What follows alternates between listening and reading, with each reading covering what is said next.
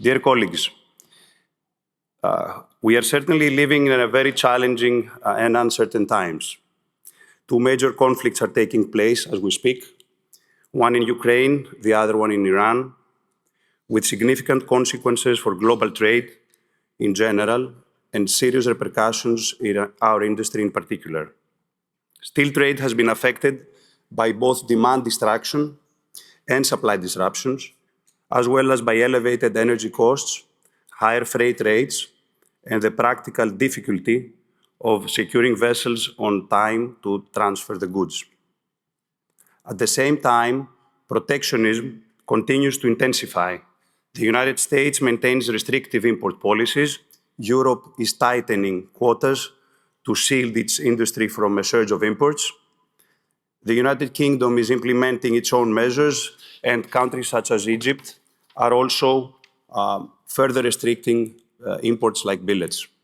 The list goes on, and it seems that every country is doing what they say everything it takes in order to protect their own industries.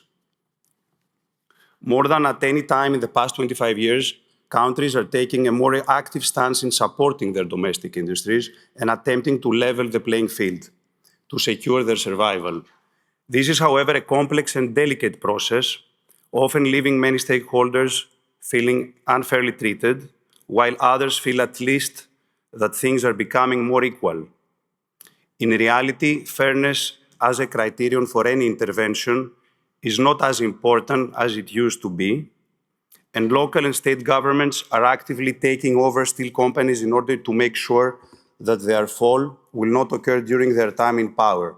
We have seen that in Italy, in Romania, in Germany, in the UK, in Hungary, and in other countries.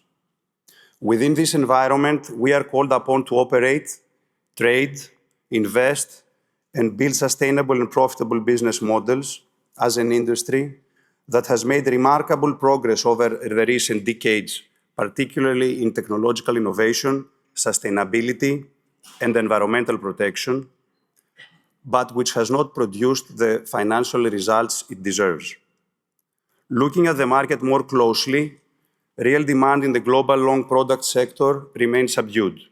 At the same time, geopolitical tensions have driven up freight, energy, and raw material costs. Combined with some degree of inventory replenishment, this has supported higher prices. Meanwhile, China and other Asian countries continue to operate at high production levels, exporting significant volumes and limiting much higher price increases. It is still too early to draw firm conclusions about the real trajectory of demand, but there has been little fundamental change across the major markets of Asia, the United States, and Europe.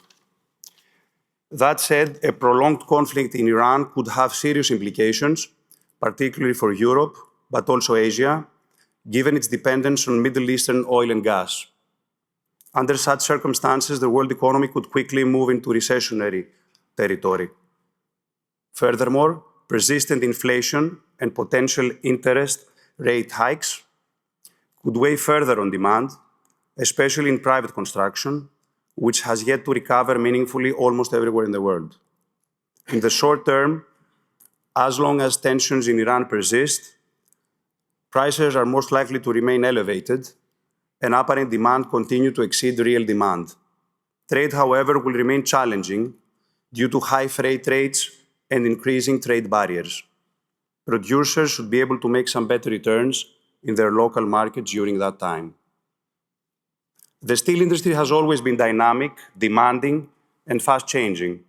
Over time, it has demonstrated a strong ability to adapt to evolving circumstances, and IREPAS provides a unique platform to discuss, challenge, and address the issues we face, helping us collectively find solutions. This community is truly special. We all share a deep understanding and appreciation of the industry, which perhaps makes us all a little bit resilient, a little bit more resilient than necessary, to put it lightly. I would like to sincerely thank each of you for attending this conference and for contributing your expertise to our discussions. As leaders in your organizations, You bring vision, knowledge, and experience that are essential in shaping our future. You are, without a question, our greatest asset today and tomorrow, and our work would not be possible without your continued support and leadership. As always, this meeting is designed to provide a comprehensive and insightful overview of the latest market developments. We have assembled a distinguished lineup of speakers, and the event is structured to be highly interactive. You will have the opportunity to actively participate, share your perspectives, and influence the discussions throughout. As always, we believe that you, the participants, are the most important elements of this meeting, and your engagement will be key to its success. Thank you all for being here, and welcome.